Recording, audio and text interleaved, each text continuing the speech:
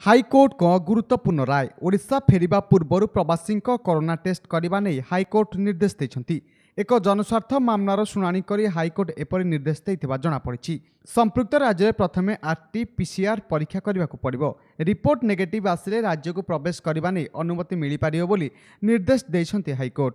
सूचना अनुसार ओडिशा रे पश्चिमबंग और सूरत फेरंतांक पई कोरोना आक्रांतक संख्या वृद्धि पाइबार लागिछि। आहुरी लक्षाधिक प्रवासी फेरिबाकु थिबारु सेमानकु नियंत्रण करने सह संक्रमण रोकिबा राज्य सरकार सम्मुखें एक बड़ चैलेंज। एहाकु दृष्टि रखी हाईकोर्ट एही राय शुणाइछंती। कोर्ट को निर्देश स्वागत योग्य जे कोरोना भूताणु एभलिया एक भयानक भूताणु चारिआडे स्प्रेड कर जाउची, विश्व को कबलित कर सारलानी। बाहर जो प्रवासी ओडिया माने बाहर रहिछंती सेमाने जदि आज आसी चारिआडे अधिक रु अधिक प्रवाहित करुछंती। प्रवासी ओडिया माने अछंती भारतर कोण अनुकोण रे सेमानक ओडिशा मध्य प्रवेश करा न जाऊ एवं जी जोठी अच्छी ताकू सेठारे खाइबा पीवा चिकित्सा करा जाऊ एवं ओडिशा सरकार ताहाको खर्च वहन करंतु। जे मान्यवर उच्च न्यायालय आहाको ग्रहण कले एवं गुरुत्व देले ताहा कहिले मध्य एवं केही आ आसी पारिन। केवल ट्रेन आसी पुणी केमिति आसीबे ना नॉर्मल टेस्ट थर्मल टेस्ट माध्यम रे नुहे आरटी-पीसीआर टेस्ट हबो जहार